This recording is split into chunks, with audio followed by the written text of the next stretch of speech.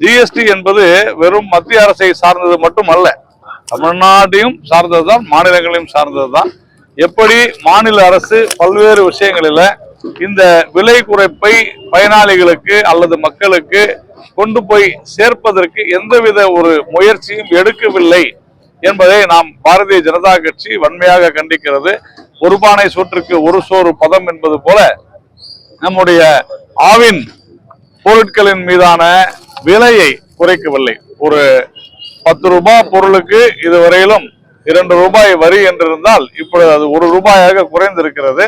அப்ப 10 ரூபாய் பொருள் 9 ரூபாய்க்கு தான் விற்க வேண்டும். ஆனால் இவர்கள் இப்ப சொல்வது என்னவென்றால், இன்னும் 3 மாதங்களுக்கு நாங்கள் தள்ளுபடியாக அதை கொடுக்கிறோம் என்று சொல்லி, அதாவது நாங்கள் விலையை குறைக்க மாட்டோம் என்று சொல்லியிருப்பது இந்தியாவிலேயே ஒரு அரசாங்கமே இது போன்ற ஒரு மோசடியில் ஈடுபட்டிருப்பது தமிழ்நாட்டில் தான்.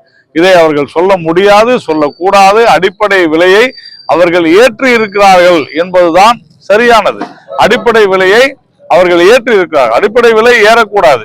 அடிப்படை விலை என்ன இருந்துச்சோ அந்த அடிப்படை விலை, அதோடு கூட வரி, என்ன வரி அமலில் இருந்ததோ அது. இப்போது வரி குறைந்திருக்கிறது சொன்னால் பொருட்களின் விலை குறைய வேண்டும். ஆனால் அதை குறைக்க மறுக்கிறது தமிழ்நாடு அரசு. உடனடியாக தமிழ்நாடு அரசினுடைய ஆணையை அகற்றி பொருட்களுடைய விலையை குறைக்க வேண்டும்.